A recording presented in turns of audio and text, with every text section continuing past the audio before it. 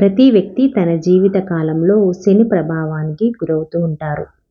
మందగమనం అంటే నెమ్మదిగా నడిచేవాడు ఆయన, కలిగిన వాడైన ఆయన శనీశ్వరుడు అంటారు. నవగ్రహాలు అతి శక్తివంతుడైన శని వాహనం కాకి. మకర కుంభ రాశులకు అధిపతి శనీశ్వరుడు. శనీశ్వరుని భార్య జ్యేష్ఠాదేవి.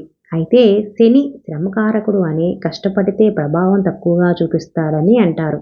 ముఖ్యంగా చీమలకు పంచదార వేసిన, ఎక్కువగా నడిచిన శని బాధల నుంచి కొంతవరకు విముక్తి లభిస్తుందంటారు.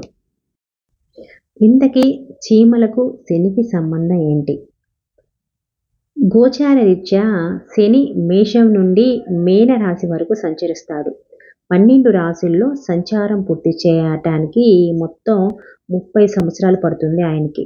30 ఏళ్లకు ఒక్కసారి ప్రతి ఒక్కరిపై ఏళ్నాటి శని ప్రభావం ఉంటుంది. ఏళ్నాటి శని వల్ల కలిగే కష్ట నష్టాలు కూడా ఉంటాయి. జాతకునికి గోచార రీత్యా తన జన్మ రాశి అంటే జన్మ నక్షత్రాన్ని బట్టి చూసుకోవాలి. అక్కడి నుంచి 12, 1, 2 స్థానాల్లో శని సంచరించే కాలాన్ని ఏళ్నాటి శని అంటాము.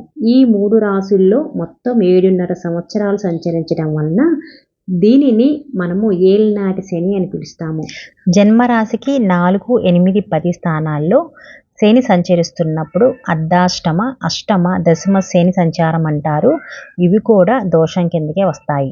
12వ రాశిలో సంచరించేటప్పుడు వ్యవహారాల్లో చిక్కులు, వ్యాపారాల్లో ఒడిదుడుకులు, ఊహించని మార్పులు, అనారోగ్యం, ఔషధ సేవనం చేయటం, తరచూ ప్రయాణాలు చేయటం జరుగుతూ ఉంటుంది.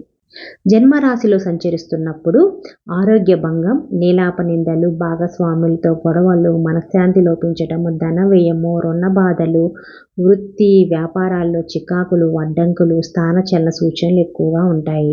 2వ రాశిలో సంచరిస్తున్నప్పుడు ఆశలు కల్పించి నిరాశ కల్పిస్తాడు ఆయన. రుణ బాధలు, అనారోగ్యం, మానసిక ఆందోళనలు అయితే ఉంటాయి. జీవితంలో మొదటిసారి వచ్చే ఏళ్నాటి శనిని మనము మంగు శని అంటాము. రెండోసారి వచ్చే ఏళ్నాటి శనిని పొంగు శని అంటాము. ఈ కాలంలో అన్ని విధాలుగా యోగదాయకంగా ఉంటుంది. ఆర్థిక, ఆస్తి లాభాలు, గృహయోగాలు, ఉద్యోగ యోగం వంటి ఫలితాలన్నీ కలుగుతాయి. 3వ పర్యాయం వచ్చిన శనిని మృత్యు శని అంటాము. ఈ కాలంలో ఆరోగ్య సమయాలు, అపమృత్యు భయాలు వంటి చికాకులు మనకి ఎదురవుతూ ఉంటాయన్నమాట. అర్ధాష్టమ శని.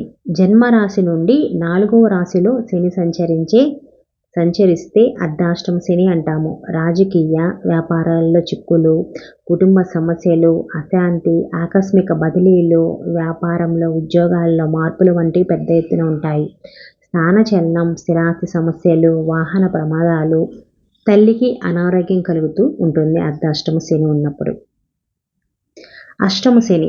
జన్మరాశి నుండి 8వ స్థానములో శని సంచరించటాన్ని అష్టమ శని అంటాము. ఈ కాలంలో ఉద్యోగాల్లో ఆటంకులు, ఇబ్బందులు, వ్యాపారంలో అడ్డంకులు, ఒడిదుడుకులు, ఆలోచనలు స్థిరంగా ఉండలేకపోవటము, అశాంతి, అనారోగ్య సమస్యలు వంటివి ఉంటాయి.